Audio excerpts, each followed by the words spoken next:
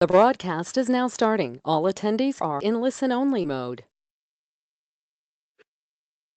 Good afternoon, and thank you for joining our webinar titled Creating the Schools Our Children Need, Why What We're Doing Now Won't Help Much and What We Can Do Instead, presented by Dr. Dylan Wiliam. My name is Carla Moore, Curriculum National Practice Leader for LSI, and I'm your host for today's webinar. Before we start, I have a few helpful reminders for today's webinar. Our webinar is scheduled for just shy of 1 hour. Your audio lines are muted during the presentation, and we've set time aside after the presentation to engage you in a productive conversation on the topic.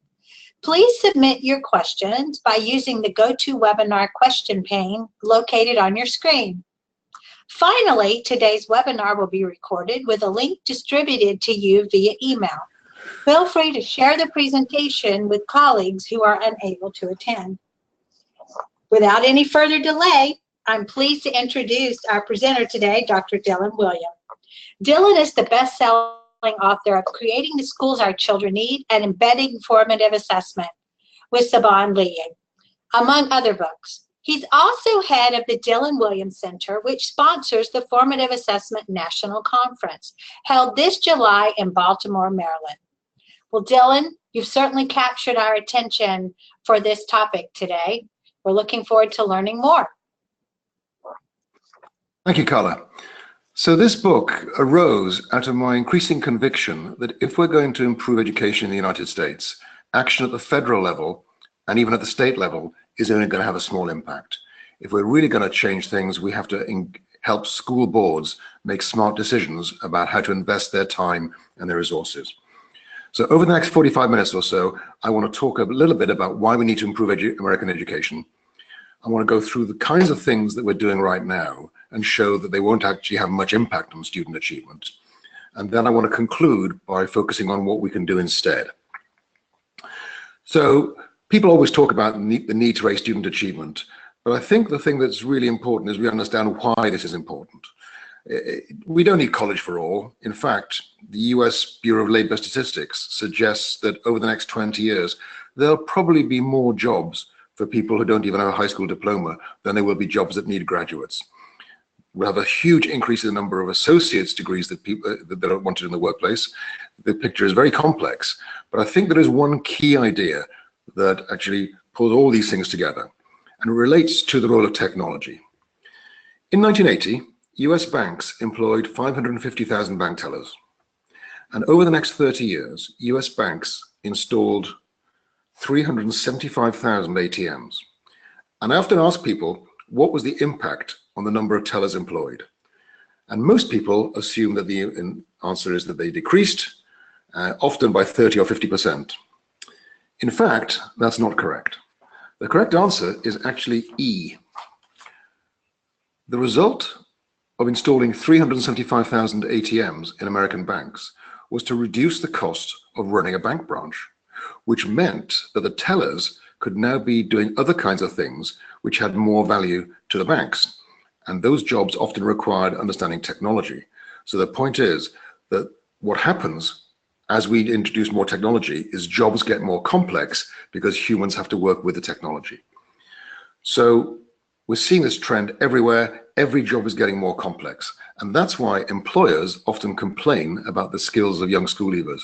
It's not the young school leavers are less skilled than their predecessors. In fact, the evidence we have is that they're at least as high achieving on things like NAEP and maybe a lot smarter in terms of IQ than their parents and grandparents.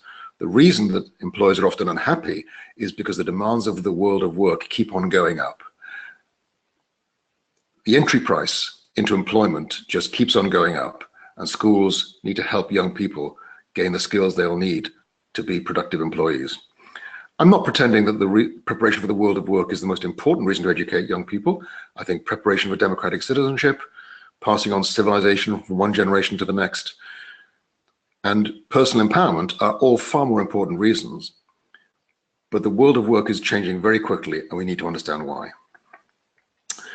So, what I've done in the middle part of the book is to review a number of the things that states, districts are doing to try to improve student achievement. And what I've tried to do is to show, even if those efforts are successful, they won't actually have the kind of impact on student achievement that we need.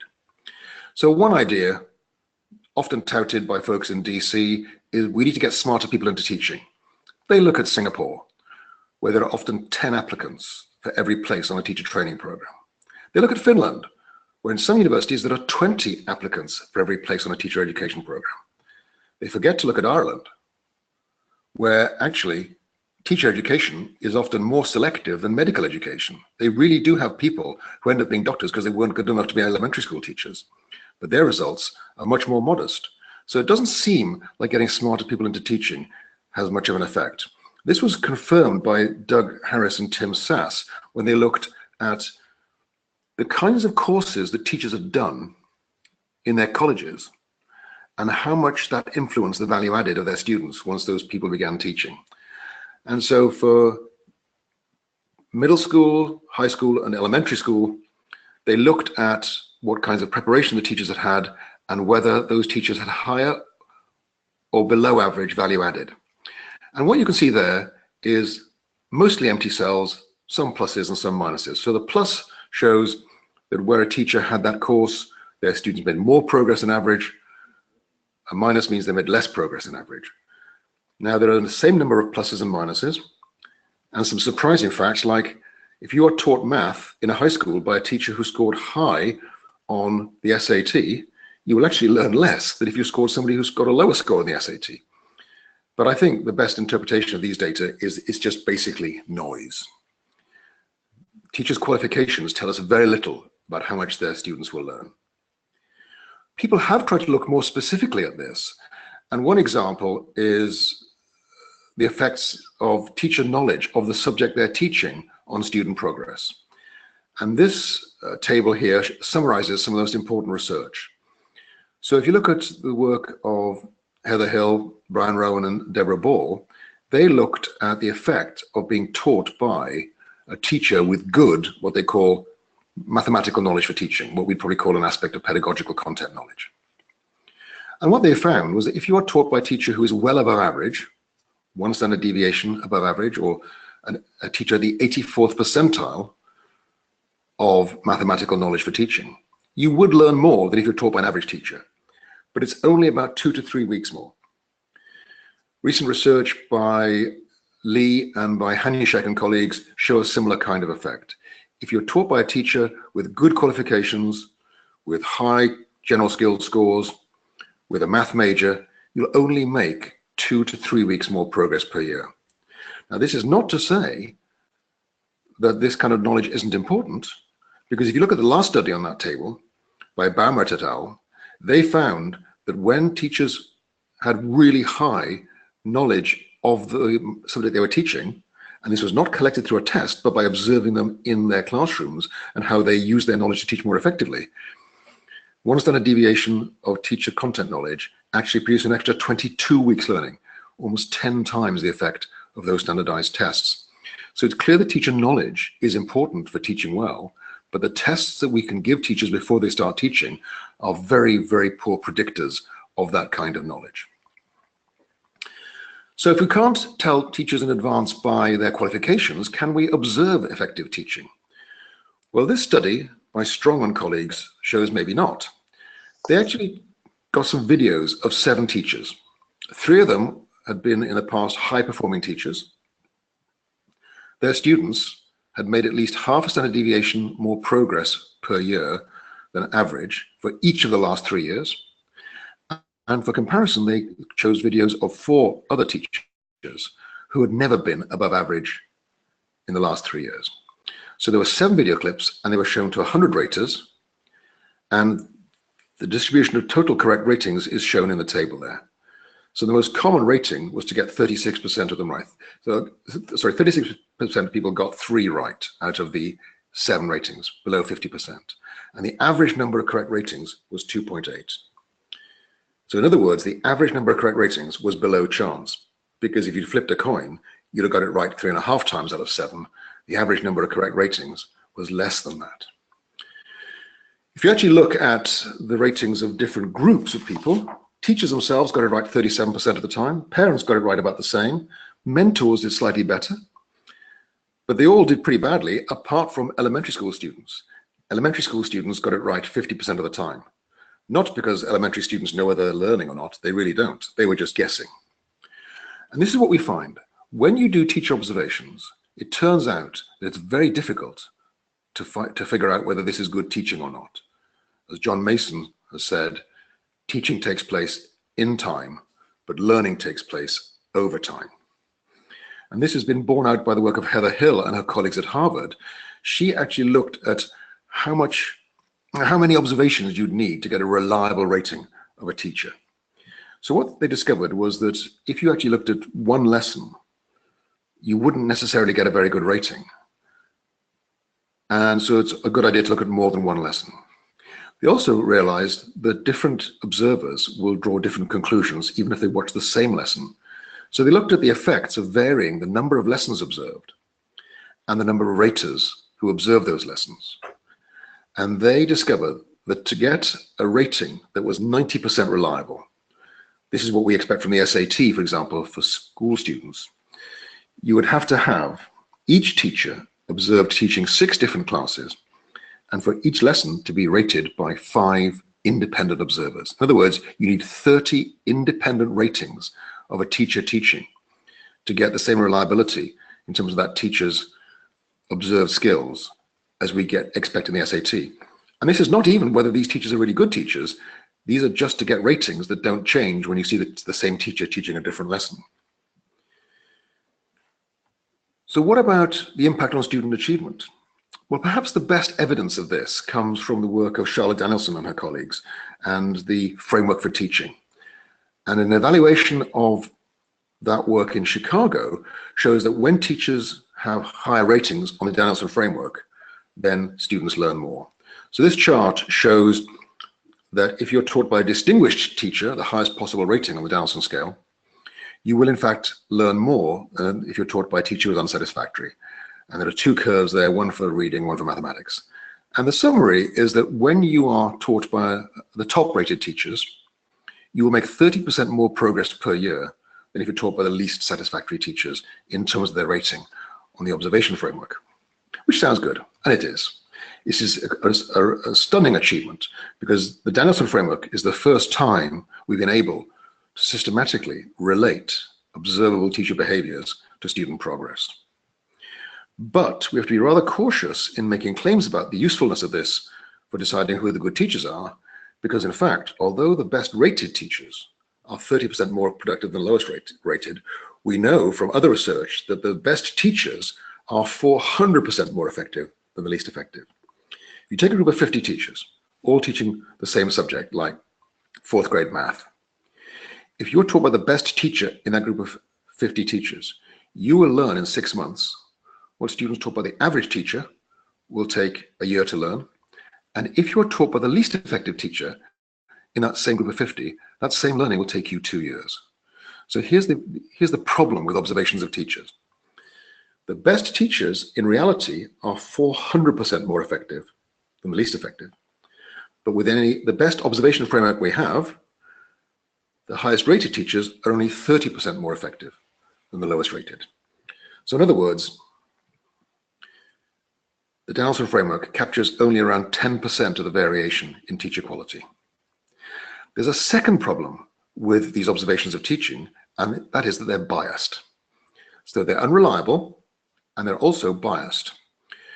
So a study that was drawing data from the Gates Foundation funded Measures of Effective Teaching project looked at 834 teachers from 6 large US school districts.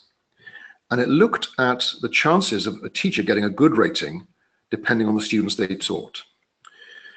So they compared the ratings of teachers teaching high achieving students, students in the top 20% of achievement, with the ratings given to teachers teaching the lowest achieving students, those in the lowest achieving 20%. And what they discovered was that those teachers who were teaching the highest achieving students were 2.5 times as likely to receive a top rating as a teacher if they were teaching the highest achieving students in English, and 6 times as likely to be top rated in math. So in other words, if you're teaching able students, you are 6 times as likely to be top rated in the Downson framework as if you're teaching the students who find mathematics really challenging. It turns out that we cannot distinguish reliably between challenging students being well taught and docile children being badly taught. And this is why some teachers have given up, some politicians have given up on even trying to use observations. Let's just test the kids. Let's test the kids at the beginning of the year, test them again at the end of the year, and see in which classrooms students are making most progress. The problem is that value-added measures don't actually give us that certainty either. So a study by Dan Goldhaber and his colleagues looked at different ways of rating the value added of teachers. And what they did was they took 200 teachers, all teaching high school, teaching ACT, what used to be called American College Testing programs. And the teachers were classified into what are called quintiles: top 20%, next 20%, average 20%, next 20%, lowest achieving 20%, in terms of the students' value added in those teachers' classrooms. And they used 2 models. One was called a fixed effects model, and one was called a random effects model. Now, there's no logical basis for preferring one of these to the other. They're both equally valid assumptions about how to interpret the data, how to analyze the data. So the classifications of the teachers is shown in this table here. So you will see that 38% of the teachers who were rated as top rated in the fixed effects model also were top rated in the traditional model. And most teachers got a similar rating. But if you, in the bottom left-hand corner, you can see that 9% of these teachers who were rated as the very best teachers in one model were rated as the very worst teachers in another equally valid model. So are these teachers great or terrible? Take your pick. There is no basis for choosing between those 2 different interpretations. And this was nicely illustrated by American author Cathy O'Neil, who wrote in a book called Weapons of Math Destruction about the misuse of math to quantify public life. And one example she gives is an English teacher in New York named Tim Clifford. And Tim Clifford is teaching high school English, and he was given a value-added rating for his progress the previous year. And these scores were expressed on a scale from 0 to 100, 0 being the worst teacher in the city, 100 being the best teacher in the city, and he got a score of 6. If he hadn't had tenure, he would have been fired on the spot. But he had tenure, so he kept his job. Of course, there was no help for him in how to teach better the next year. All he got was a number. So the next year, he taught in exactly the same way and got a score of 96. 6 one year, 96 the next year. So he's either terrible or superb or somewhere in between. And we see this time and time again with value-added models. The kinds of predictions that they come up with in terms of how good teachers are really swayed by the data, by the students the teachers are teaching, and just the volatility in the schools. So value-added won't help either. Now, some people think we can fix this problem with value-added by maybe getting some better models. But the real problem is that you cannot ever do this with value-added. Where I live in Florida, in our 3rd grade standards for English language arts, teachers have to teach both reading and writing, but only reading is tested. In 4th grade, writing is tested as well. So the perverse effects of this is that if you're a 3rd grade teacher, there is no incentive for you to teach writing. You'd be better off focusing on reading, because then your students will score high on the reading test at the end of 3rd grade and you'll look good. But if you're a 4th grade teacher, you really hope that the teacher who had your kids in 3rd grade has done some writing, because if you're starting from scratch with writing, you're in real trouble. And this happens at every level of the system. Every single teacher builds on the foundations laid by their predecessors. So it's impossible to take the progress that a kid makes and break it up and say, this teacher caused 23% of that progress, this teacher scored 35%. We simply cannot ever take that progress that a kid makes and divide it up amongst different teachers, because every teacher builds the foundations for the teachers who teach their students in the future. And this was nicely illustrated by Jonah Rockoff, who showed in one study that good teachers benefit students for at least 3 years after they stop teaching them. Good teachers make the teachers who teach their students in future look better than they really are, because they lay such good foundations for future learning. So the whole project of using value-added ratings to rate teachers at an individual teacher level is fundamentally misguided. Maybe instead we could combine evidence from different sources. So we could actually, for example, combine value-added ratings with observations and maybe even student surveys. Ask the students which teachers they think are the good teachers. And so that's what the Gates-funded Measures of Effective Teaching project did.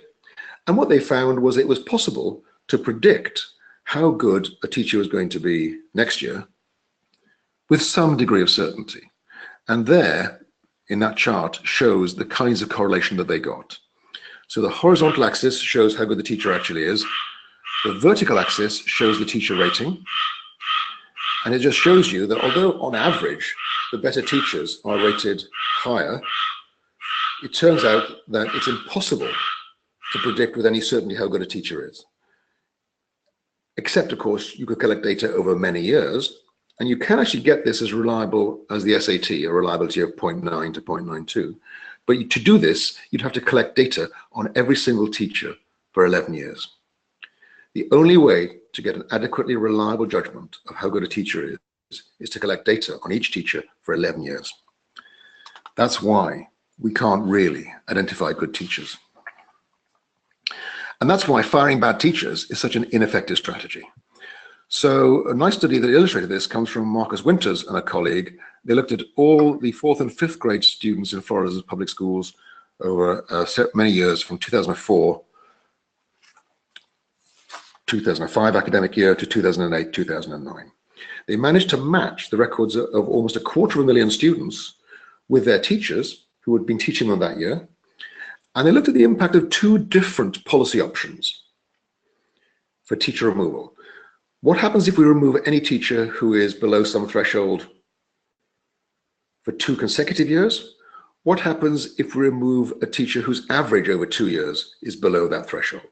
And they looked at 3 thresholds: getting rid of the bottom 5%, bottom 10%, bottom 25%. Now, as you might expect, the consecutive years policy would have dismissed fewer teachers, because some teachers would have poor results one year, but maybe not the next year. And so the most aggressive policy would be the 2-year average policy. And the most aggressive version of that would be to actually fire every teacher who's in the bottom 25%. What you get if you did that across the whole of the state of Florida is you'd get an extra 3.5 days of student learning per year. Why? Because when you actually adopt an aggressive approach to firing bad teachers, you're actually getting rid of some teachers who are actually quite good. What about paying teachers more? Well, it does turn out that if you pay all teachers more, then you do seem to get higher student achievement. But attempts to pay good teachers more seem to have been relatively unsuccessful.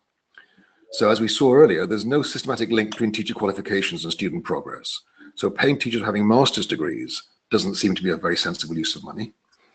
Where they try to tie teacher pay explicitly to performance of their students, most of the studies have ended in failure. So in New York City, the project was abandoned. In Nashville, they completed the project, but they found that there was no long-term impact on student progress. There was a small impact in 5th grade for math, and it appears to be that's because the teachers who taught kids math in 5th grade in Nashville also taught them science, and therefore they were actually spending more time on math than on science because they were pursuing the bonus, and they got higher scores at the end of year 5, but by the end of year 6, those increased levels of achievement had actually dissipated away entirely.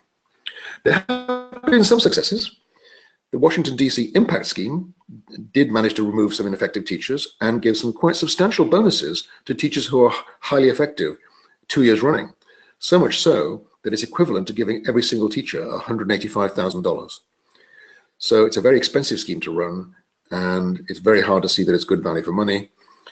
A more widely implemented scheme was the Teacher Incentive Fund.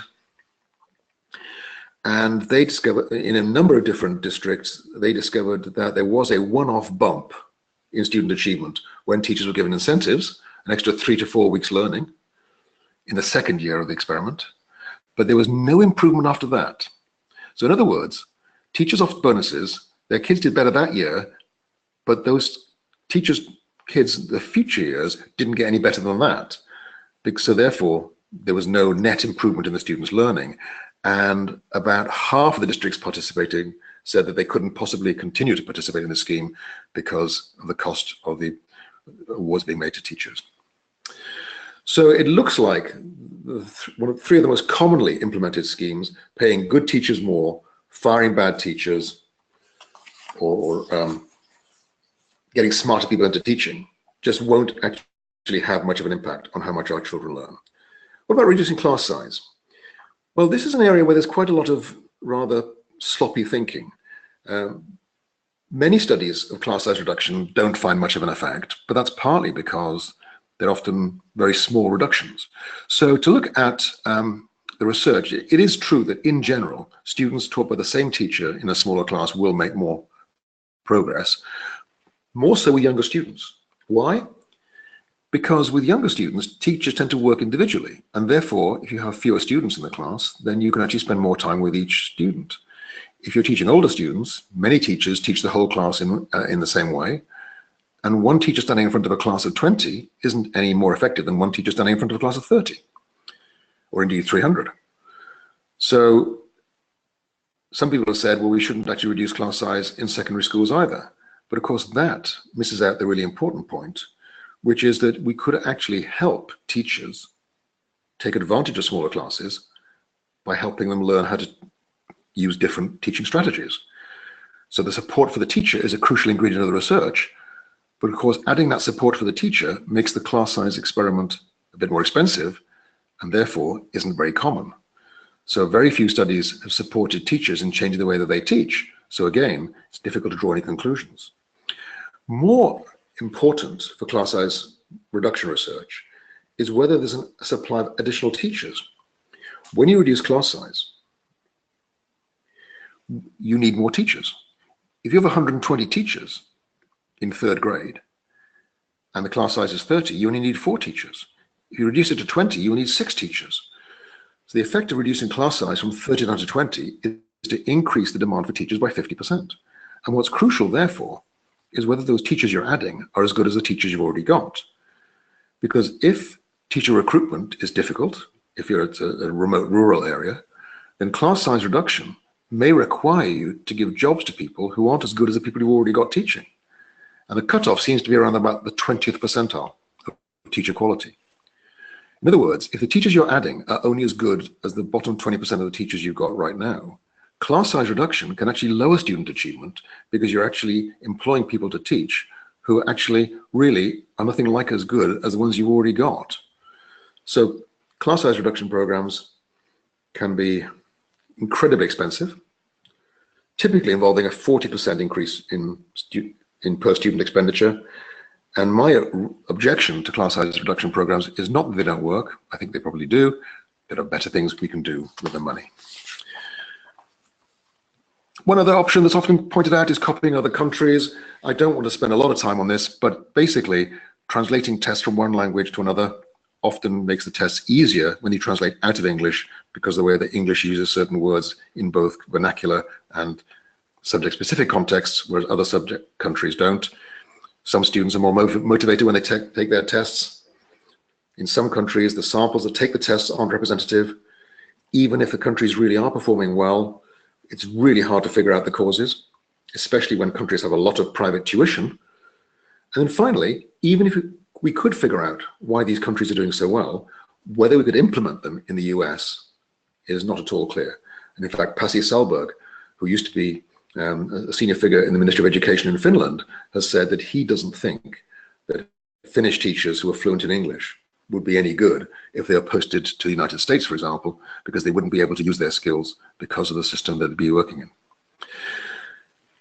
Perhaps the most common system being used right now is the idea of expanding school choice. Somehow the charter schools and voucher systems will actually improve education. And I'm not going to take any view about whether charter schools are a good idea or a bad idea. I think there's a lot to like about charter schools. I think observers from Europe looking at charter schools in the US will be asking, what took you so long? because parents in Europe have had more choice about schools their children attend than the US for many years. But if we look at the evidence, between school differences are small in the US. So the difference between charter schools and traditional public schools is very small. Now, there's no doubt that some charter schools are highly effective. Although there have been criticisms of the KIPP schools, there's no doubt the students do better, probably learning about 30% more per year. So it's a bit like being taught by a highly effective teacher in every subject. But of course, one of the reasons that the KIPP schools are so effective is because their school day, their school week, and their school year is longer. And in fact, that 30% increase in student achievement is obtained by extending the amount of education that students get, the number of hours per year, by 45%. So there's certainly an element of diminishing returns there. But the big research finding from the work of the Credo unit at Stanford, led by Margaret Raymond, is that now most charter schools are on average pretty similar to traditional public schools. 10 years ago, that wasn't the case. 10 years ago, charter schools were lowering student achievement, possibly because of the desire of school districts to actually open up charter schools quickly, without too much thought to how you'd close them down if they were not very effective. The key takeaway right now is that charter schools are no longer worse than traditional public schools. They're about the same. But the important point is, whatever happens in charter schools, the system-wide impacts are going to be very small indeed. So let's just model this.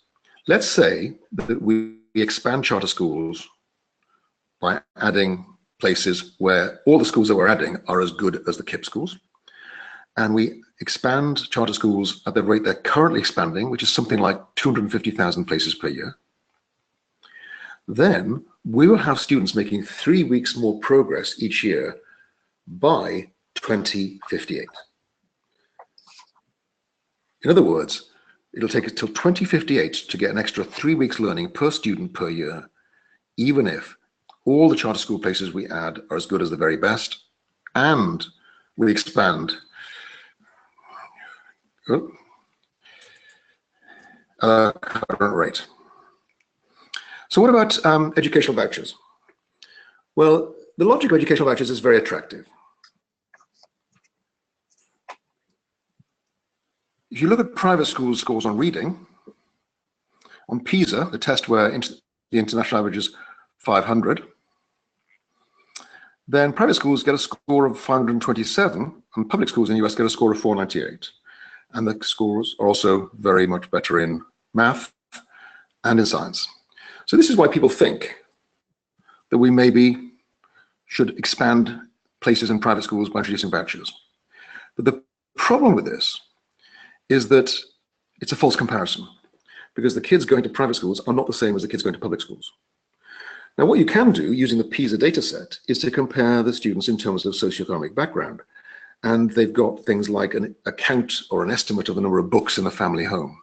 And what they've found is that in mathematics, once you take into account student background, kids going to public schools in the US outscore kids going to private schools by 7 points. And once you take into account the peer effects, the fact that high achieving students increase the achievement of the kids around them, public school students outscore private school students by 27 points. So even if we took a random sample of private schools and gave kids vouchers to accept for places at them, we wouldn't actually improve education. And of course, the evidence so far is that many of the best schools, the best private schools, are not anxious to expand. So educational vouchers will probably never be a way of improving student achievement. They may make parents happier. They may help us find schools that are more suitable for students' talents. For example, if they have particular interests in music or drama or dance or sports. But they're not going to actually help us create the schools our children need to be competitive in the world of the 21st century. So what can we do instead? Well, I think there are two things that we need to be doing. And the logic behind those two things comes from the questions we should be asking. What I'm suggesting is we should be asking 3 questions about any piece of research that says that it can improve student achievement. So the first one is, how much will this improve learning? So rather than saying what works in education, we should be saying, how much does it work? How much extra student achievement will we get? We should also be asking, how much does it cost? An intervention has a very small impact on student achievement, like the Ready for K text program that texts suggestions to parents of preschoolers about activities to do with their children to support basic literacy.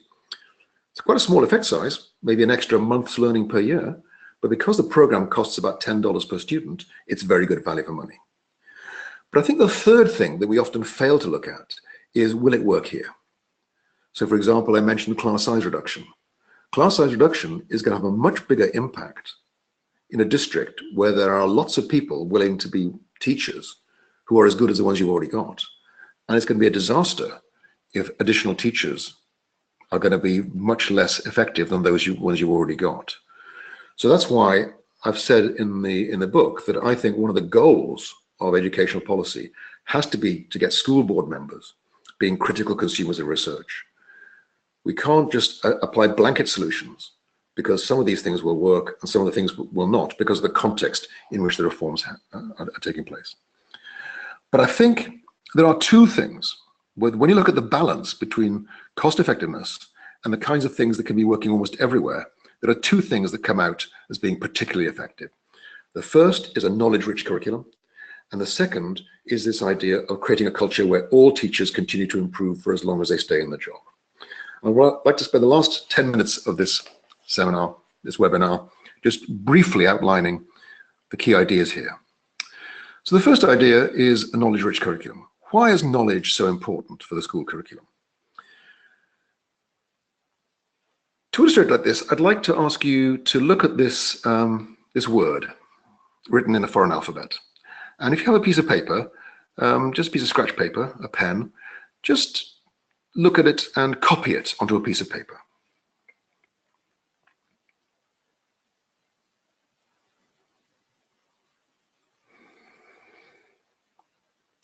Now, when I observe people doing this, most people take 5 or 6, sometimes even 10 to 12 glances at the word to copy it effectively. If you study some Russian, you'll find it much easier because 4 of the letters are familiar, and one of them isn't familiar, but it looks like a familiar letter, which is an E that's been rotated 380 degrees.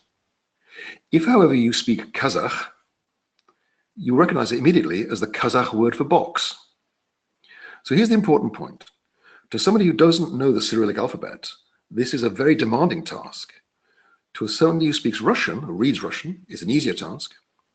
And to somebody who speaks Kazakh, it's a trivial task. It's the contents of the long-term memory of the person that determines whether this is a hard task or an easy task. Let me give you another example. Where I live in Florida is halfway between 2 area codes. So where I live, we have some area codes which are 904, and some, which is Jacksonville, and 352 for Gainesville. So if we had a 10-digit number to call, for me, I only have to remember 8 things.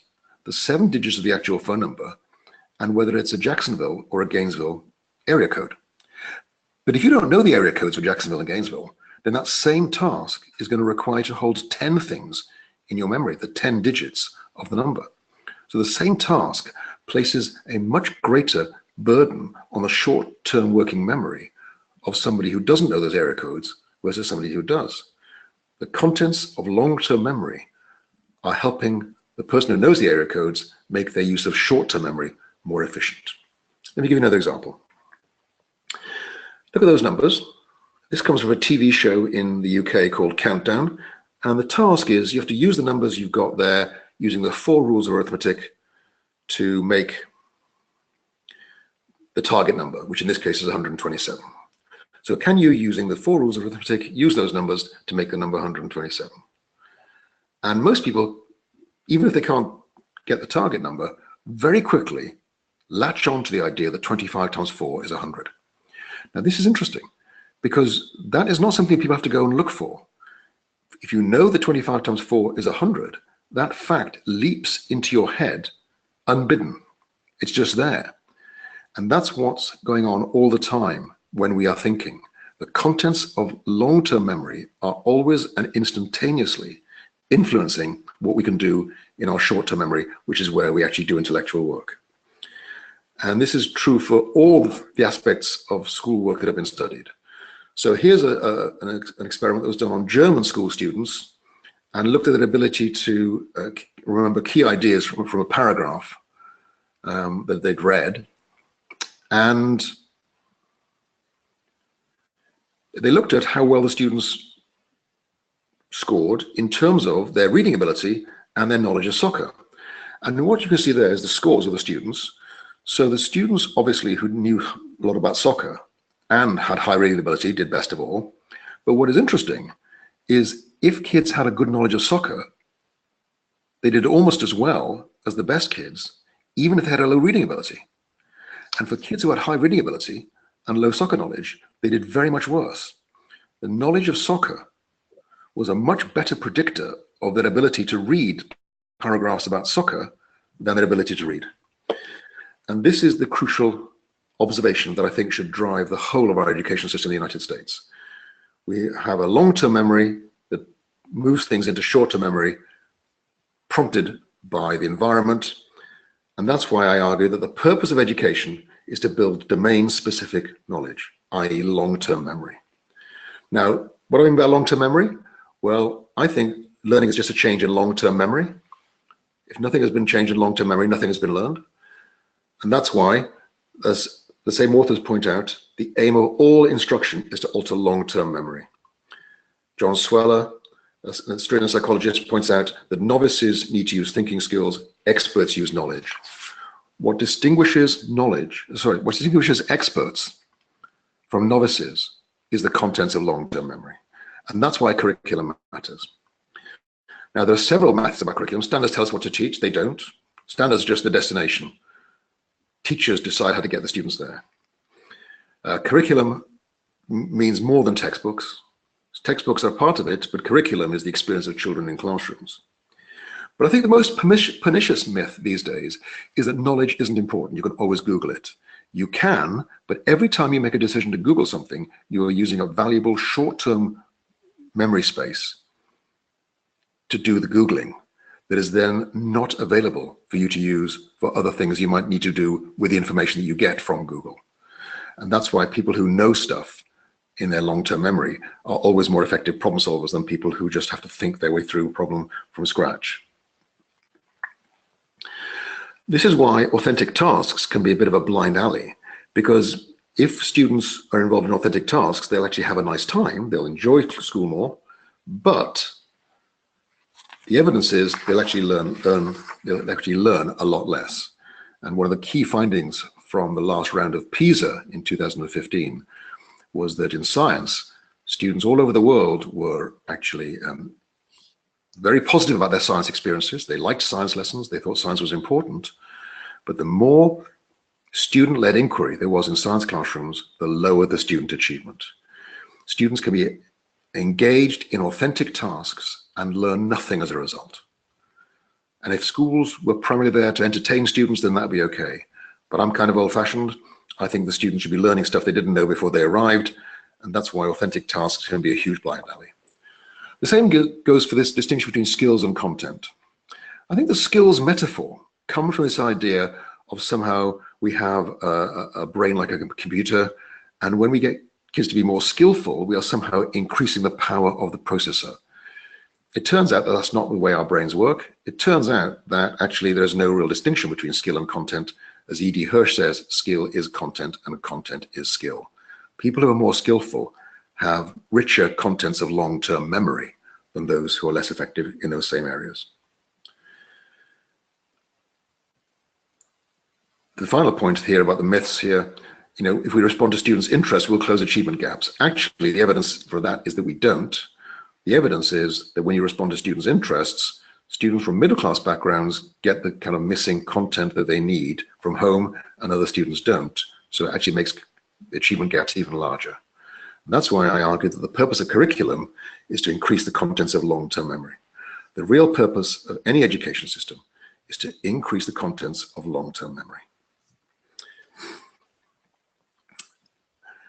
The second strategy I think that every district should engage in is creating an environment in which every single teacher continues to improve, even if they're already pretty good. And that is supported by this finding from PISA I often ask people, what is the most strong predictor, the strongest predictor of student achievement in science, high student achievement? And many people think that it might be answer C, and of course you know that that's probably not the case because of what I just said. It turns out that the top three factors, it's not in the list because it was too obvious, it's the student's socioeconomic profile. The third is the amount of teacher-directed instruction. The second most powerful influence on student achievement after student socioeconomic status is the extent to which teachers adapt their instruction to meet their students' learning needs. And that's why my work with Learning Sciences International focuses on the use of formative assessment. As far as we know, developing the practice of classroom formative assessment is the single thing that teachers can change about their teaching that's going to have the biggest impact on student achievement. Now, some people say, well, some teachers can't improve, and so therefore we shouldn't even bother with this. Economists of education often talk about teacher talent being composed of teacher skill and teacher effort. And they think skill can't be changed very much, so we'll actually focus on teacher effort. That's the logic behind incentive schemes for teachers. The evidence we have is that teachers can improve quite a lot. And that's backed up by research and expertise. So it turns out that if you look at elite performance in most areas, as people like Enriches have done, the 10,000 hours rule doesn't seem to hold particularly strongly. It doesn't seem to be a robust finding. But 10 years practice does seem to be quite robust. In other words, 10 years of really pushing yourself as hard as you can to get better at the thing you're doing seems to make most people into pretty good performers in their chosen area of expertise. And what distinguishes the expert from the novice is just this commitment to pushing yourself all the time, what Anders Ericsson calls deliberate practice. What he points out also is that it's effortful. It's really hard to do, and you can't sustain it for very long, and it's neither motivating nor enjoyable. You do it because it makes you better, not because it's fun. Now, why do I say this? Well, because as far as I'm aware, expertise in teaching shares most, if not all, of the characteristics of expertise in other domains. So the evidence isn't perfectly clear, and I would wish it was stronger. But for the general expertise research not to apply to teaching, it would have to be the case that all the areas that have been studied, like scuba diving, X-ray radiography, table tennis, chess, violin playing, are in some way similar to each other and different from teaching. I think that's unlikely. So, as far as we can tell, what's true for expertise in all the areas that have been studied is true for expertise in teaching. In other words, if we create an environment in which every single teacher improves for 10 years at a maximal level, we could have practically every single teacher in the system as good as the very best. That seems to me to be a goal worth striving for.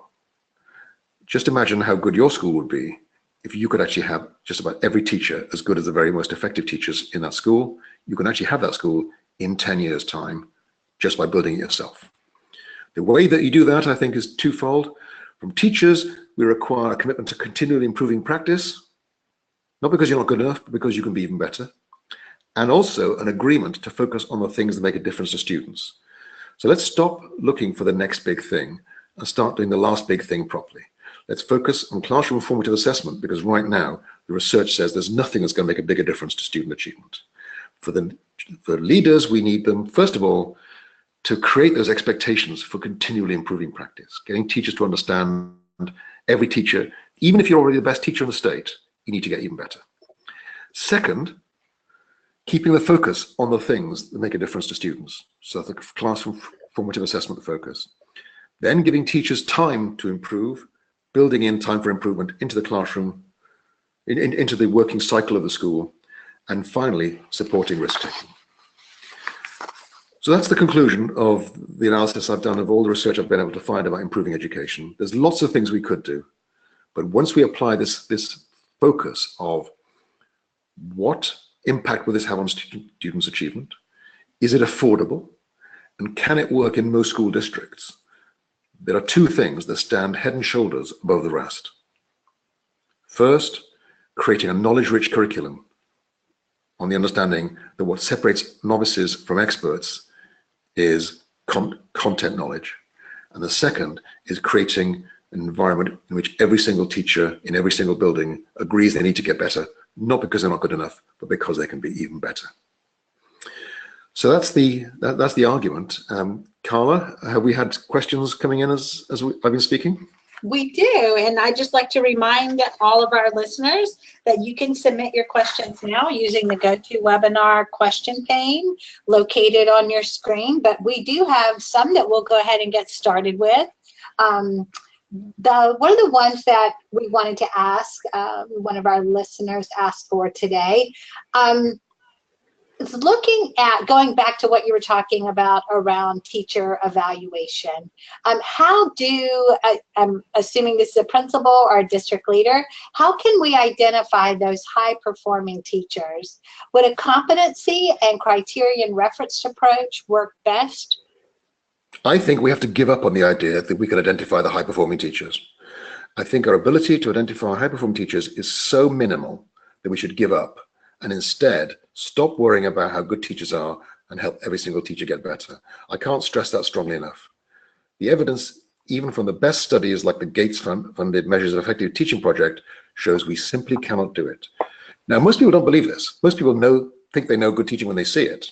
But the problem is, learning is a change in long-term memory. So when you're watching a teacher, you're trying to figure out how much of what's happening in this classroom right now will these kids remember in 6 weeks' time. And that's hard. And it's even harder because it turns out there's a perverse finding in the memory research. It's counterintuitive. Nobody believes it, but it's absolutely scientifically demonstrated over and over again. The better the performance in the learning task, the less learning takes place. That's what Robert Bjork describes as the need for desirable difficulties in learning. In other words, when students struggle in the learning task, they remember more. And so lessons where things seem to go really smoothly end up producing less learning very often than lessons that are much more chaotic and confusing. So I can't stress this enough. We simply aren't able to identify good teachers accurately enough for this to be a useful thing for leaders to be doing. What we should be doing instead is to create a culture where every single teacher improves. And once you take the evaluation off the table, that becomes easier.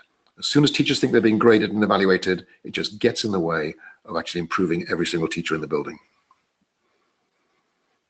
Thank you, Dylan.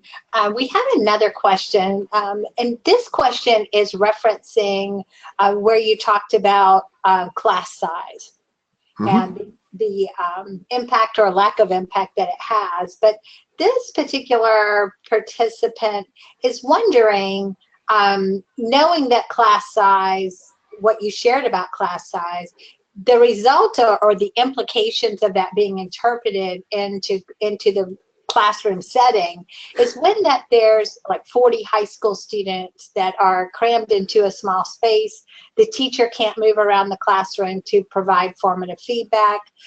How can you address this fact that the research about class size is being used to support the fact that it doesn't really impact, but yet it does impact the teacher's ability to provide the formative feedback that they need to, but when they can't get around the classroom?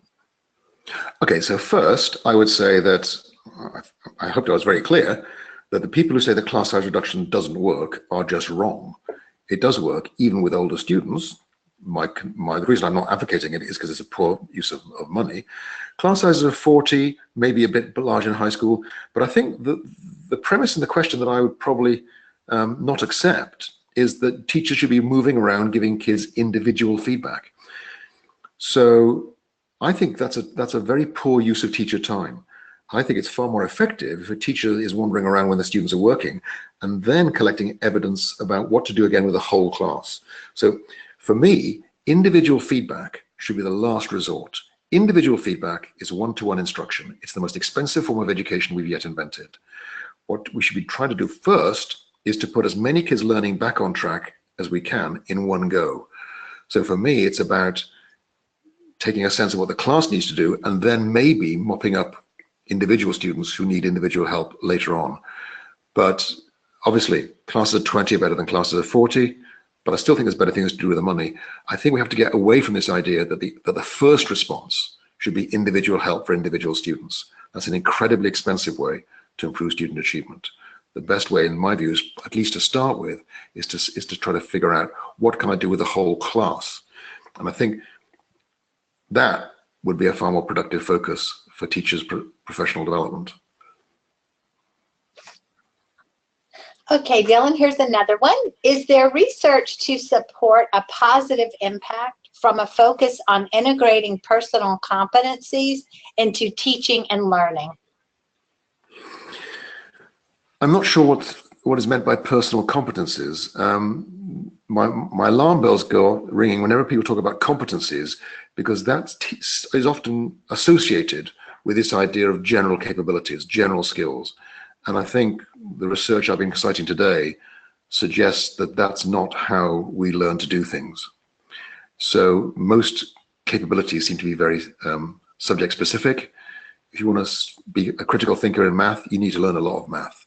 If you want to be a critical thinker in history, you need to learn a lot of history. So there is some evidence that social and emotional aspects of learning can help. The research on that is quite patchy at the moment. One recent meta-analysis of 60 studies found there's only one well-designed, rigorous study. And the result is promising. But I keep on going back to this thing that we are always looking for the next big thing. And we haven't done the last big thing properly.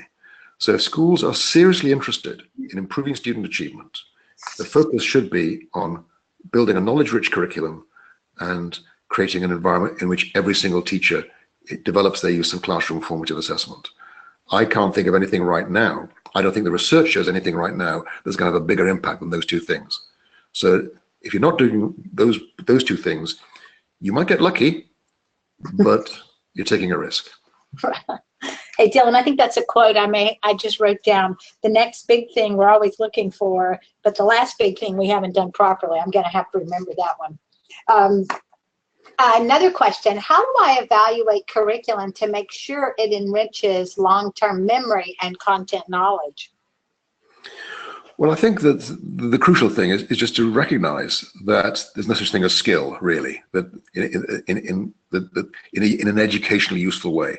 I think there are some skills, like orthographic decoding. Once you learn to convert letters into sounds, then that's something you can apply pretty generally. But the research from cognitive science all over the world suggests that what we need to be doing is building up background knowledge, and therefore thinking about a curriculum that's focused on teaching students stuff. I was very, very committed to teaching math through problem solving when I was a high school teacher. And I realize now that that was probably ineffective. I would have been far more effective as a math teacher, for my novices at least, to do worked examples. So actually, rather than having kids discover the stuff for themselves, saying, you know, here's how we do stuff. And once they've got those basic capabilities, then they can start solving problems. The evidence shows that for more expert problem solvers, problem solving is the best way to get better at problem solving. But for novices, worked examples. So in math, it's about worked examples, it's about practice. In English, it's about background knowledge. Now, reading is one way to acquire that, but so is listening. So I think we don't really know much about the best ways for students to acquire background knowledge about the things they're reading about. But in every subject, I think that we're learning is that knowledge is the key thing. Is our curriculum designed to help our students acquire knowledge rather than skills? That's the focus I would use. So Dylan, for our final question this afternoon, we have a question, how do we help all teachers improve or a whole school improve? What would be your recommendation? Well, I would offer every teacher a really broad menu of things to work on.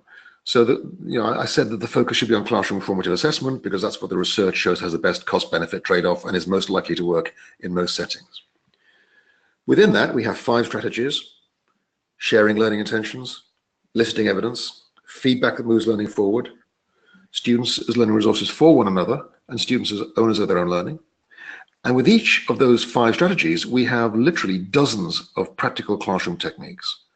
So for me, the crucial way forward is for every teacher to commit to getting better at something related to classroom formative assessment. But I don't care which strategy they choose. And I don't even care which technique they choose, as long as they are focused on improving. So the idea is that the non-negotiables should be, first, if you're a teacher in this district, you're going to be getting better. Oh, and two, it's going to be something that helps students. Therefore, right now, classroom formative assessment. But which techniques you work on, how you implement them is a matter for you. And then, if I could wave a magic wand and change compensation arrangements and teacher evaluation arrangements, I would actually have every single teacher meeting with their supervisor at least twice a year, where the teacher brings along what they promised to get better at the previous meeting, and the teacher brings the evidence that they have selected that they think makes the best case for those improvements.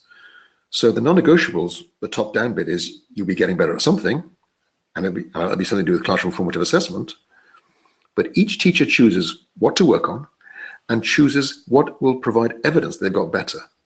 And so I'd have a step and lane pay system where teachers get the step if they can just prove that they actually got better at the things they said they were going to get better. I think we have to put teachers back in charge of their own professional development, but constrain it within a menu that focuses on classroom formative assessment, because that's what the research evidence right now shows has the biggest impact on student achievement. If we do that, if we create that environment where every single teacher believes they can improve, not because they're not good enough, but because they can be even better, then there's no limit to what we can achieve. We could have every single teacher in every single school about as good as the very best. That seems to me worth fighting for. Excellent advice, Dylan, and thank you so much. Thank you for joining us today, participants. And Dylan, we just want to close out today by mentioning the topics we covered today are the cornerstone of your new book, Creating the Schools Our Children Need. And as a special webinar bonus, we're giving you a special 25% off discount off this book and all the books at LSI's bookstore. And you can see the coupon code there is LSI Books 25. We will also include this discount code in our follow-up email to you after this webinar. We're also excited to remind everyone about the conference this year, the Dylan Wiliam Center, the Formative Assessment National Conference held this July in Baltimore, Maryland, where you can hear Dylan talk about some of those topics that he talked about today, as well as additional ones. The conference is the top summer destination for assessment professionals across the U.S. The featured speakers are going to include Dylan, along with Rick Stiggins and authors Sue Brookhart and Jay McTighe. To show our appreciation for attending today's webinar, we're providing you with a conference registration discount. The discount code, as you see below, is LSIDWW. We'll give you a $25 per seat discount to the conference. We will also include this information in the follow-up webinar from today as well. So again, thank you, Dylan, for sharing these thoughts with us today. And thank you for attending, everyone else. And we hope to see you all in this summer at the Dylan Wiliam Conference. Thank you so much.